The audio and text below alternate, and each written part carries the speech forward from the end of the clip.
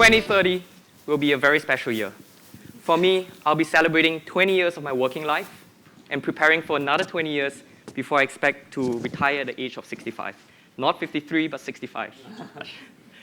Now, it is also a special year for Singapore because the people who were born in the early independence years of 1965 will actually reach retirement age by 2030. And this is big for two reasons.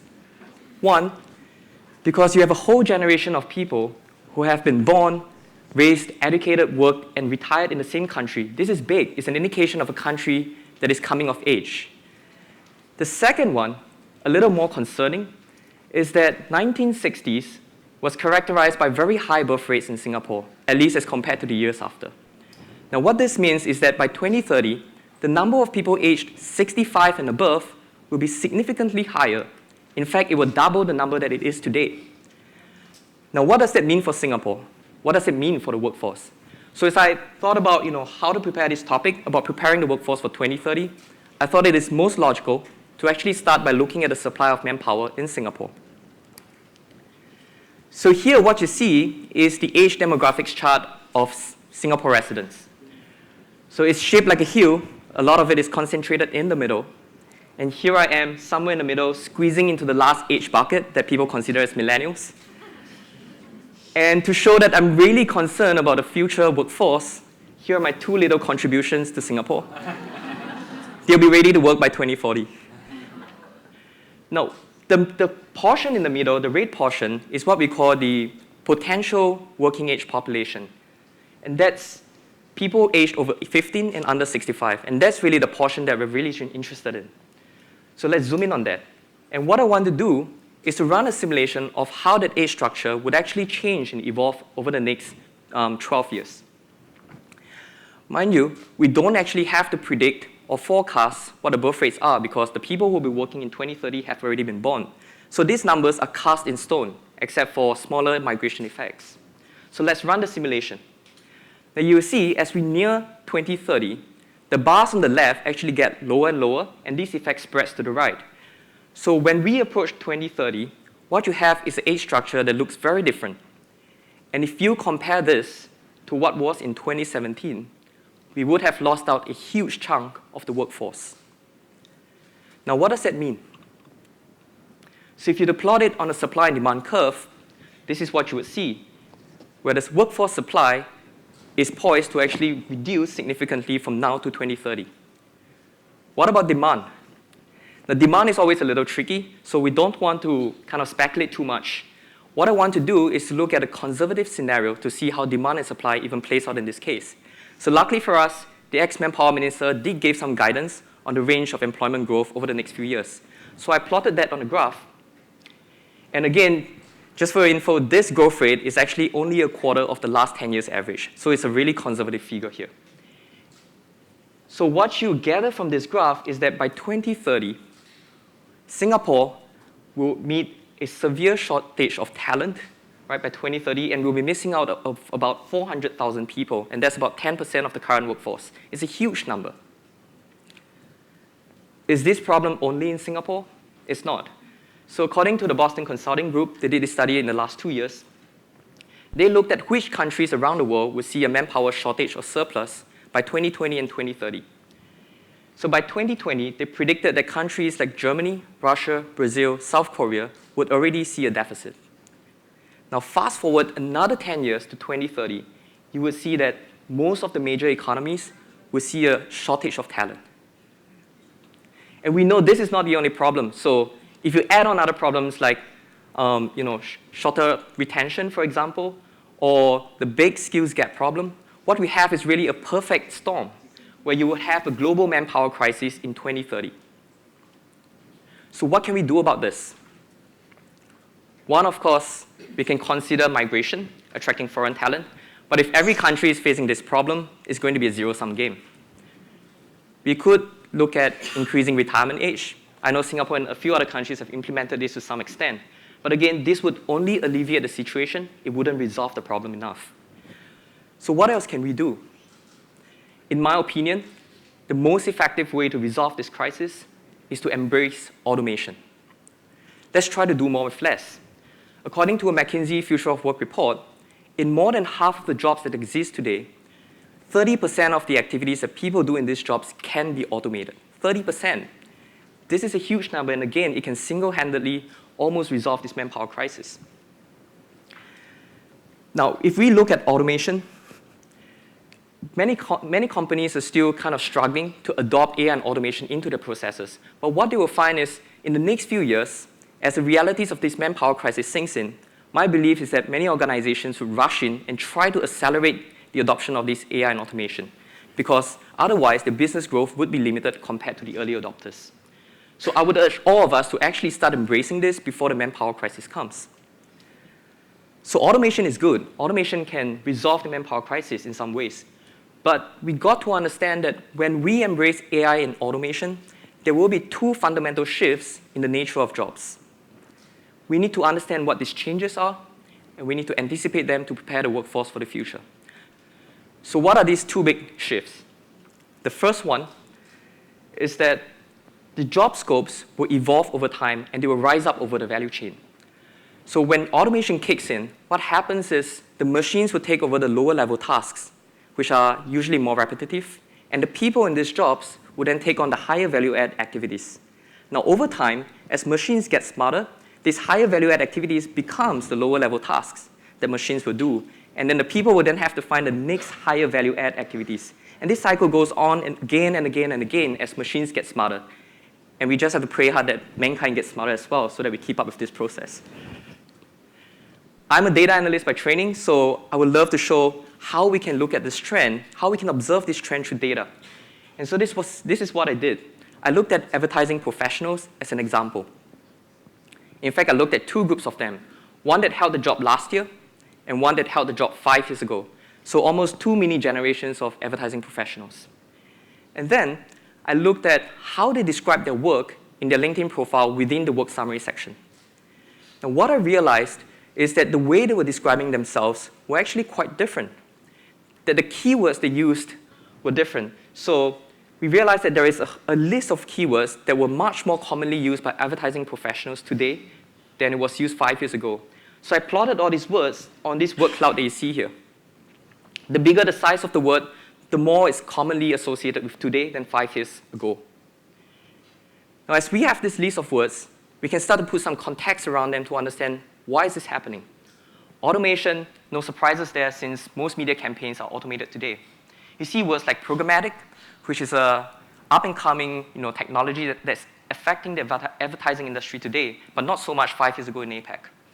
And you see words like optimize, whereas 5 years ago, it was probably a keyword like reporting. And what has happened in the past 5 years is that reports have been automated. So advertising professionals now are using their time instead to use these reports and advise their clients on how to optimize the campaigns. So as we look at this list of keywords, really it's almost like a historian digging up some written artifacts and understanding what's happened long ago and trying to make some comparisons to today. But with big data, we actually can track and understand what these changes are and how jobs are evolving. But we don't need to look at centuries or decades of data. We can even zoom into just the last 3 or 5 years. Now, the second big shift is that many new jobs will be created. How many, you may ask? Right, so this is a wide range. Conservative figures states that about 8 to 9% of labor demand by 2030 would be new jobs that have never existed before. A very aggressive estimate I saw recently in a Dell report states that 85% of jobs in 2030 have not been invented yet. So it could be anywhere between 8% and 85%. It's a huge range. But then again, if you think about it, most IT and tech jobs didn't even exist 20 years ago. And today, they make up a significant proportion of our workforce. We don't even need to look at 20 years ago. Let's look at the last 10 years. Right? These are APAC figures, where this is just 10 of many jobs that barely existed 10 years ago in APAC. Number one on the list, Scala developer. Scala is a new programming language where it was actually launched in 2004, but it didn't become popular until the last few years. And you see technology giving rise to jobs like big data giving rise to Hadoop developers, VR giving rise to Unity developers, and machine learning has evolved from being just a skill to becoming a whole occupation category by itself. Now, what's also interesting is two other insights that we saw. Number one, hybrid roles are emerging and becoming more popular.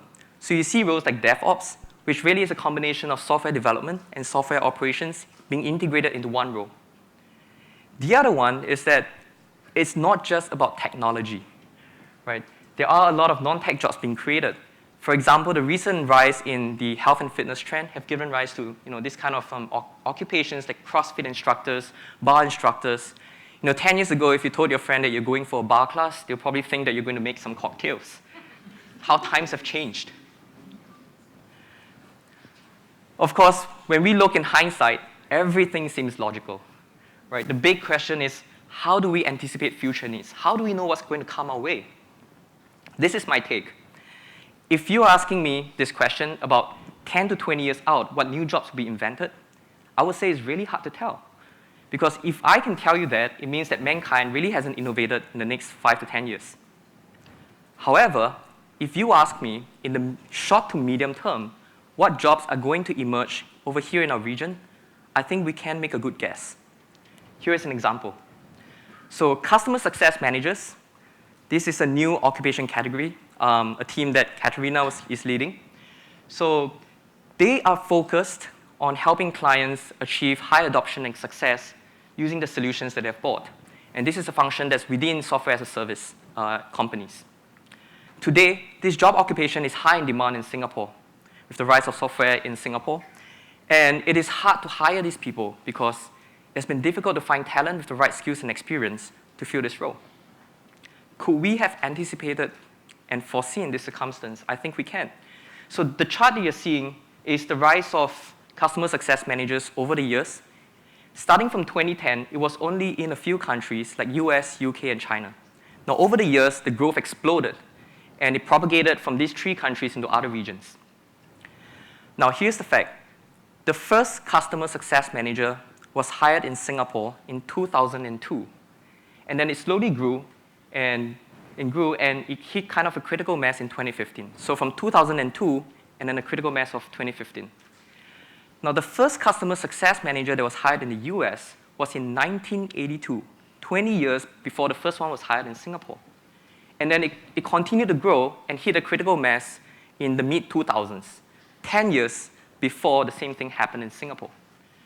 So the key thing is to actually embrace talent insights that are outside of our context. Today, we need to take a global view of data to understand what's going to hit us in the next few years. For fun, that's what data analysts do for fun. I actually checked out yesterday on fake news.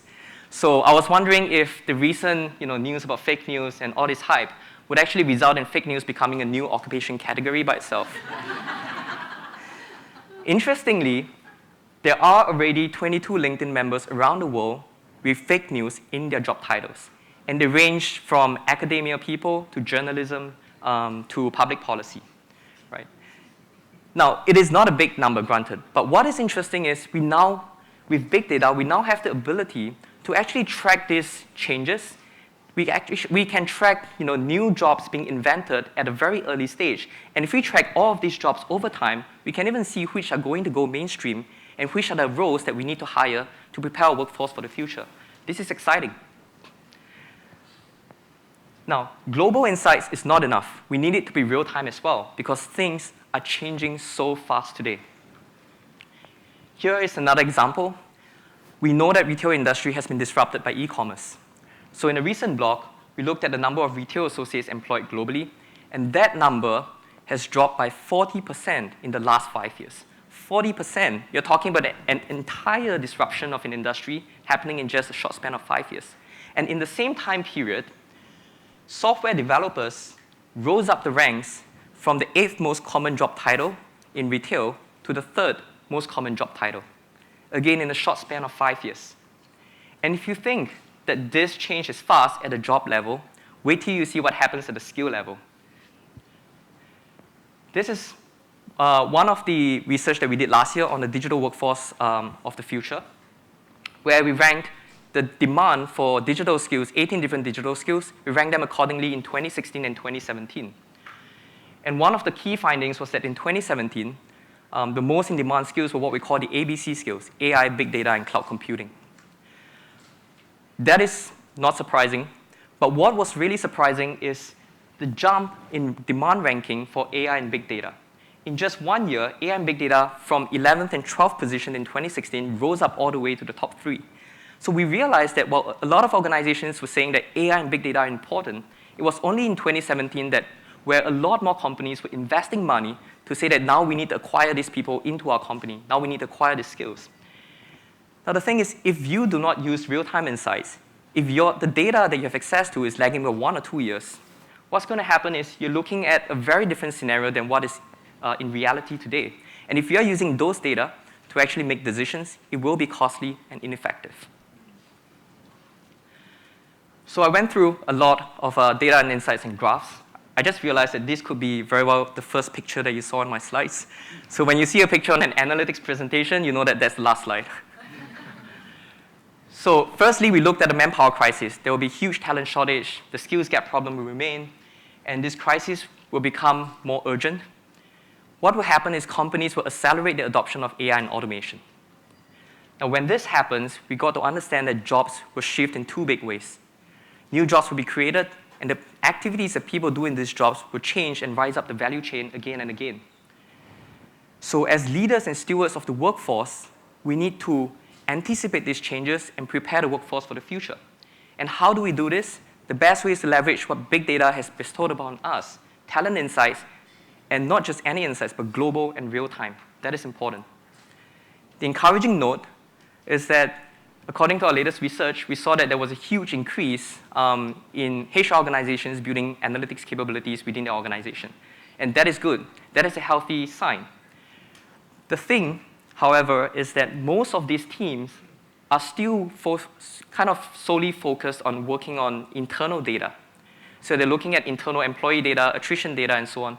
But very few of them are actually working with external data. If we, however, are serious about wanting to prepare the workforce for the future, we need to look outside of our boundaries. We need to look at what's the wider context, know what's happening and what's going to come our way. So I would say the best way to start this journey is probably not asking what data, what external data is accessible, but really setting a vision of where we want to go. What if we can have talent insights, global, real-time, and comprehensive, not just in a few areas, but for all occupations and organizations in the industry? Think of what they can do for your organization. Imagine the possibilities where we can tell our businesses that we should be relocating or setting up a new office or R&D center in a specific location because we know that the supply and demand conditions are favorable. Or we could tell our business that, hey, it's time to hire and invest in new skills or new job types because we see that happening in other regions or leading companies in our industry. Or we could even be telling our businesses that, hey, there are these competitors who have just entered our workforce, who have just entered the territories that we're in, or that our competitors are going into other regions that we're not in yet. And this could then affect your manpower expansion policies. But as you think of all these possibilities, you start to realize that talent insights doesn't just influence manpower decisions. It also influences business decisions. So now as I close out, because I see that I have 0 minutes left, as I close out, I really want to leave with this question, and that is, as you prepare your workforce for 2030, do you have the right talent insights to know what's coming your way? Thank you.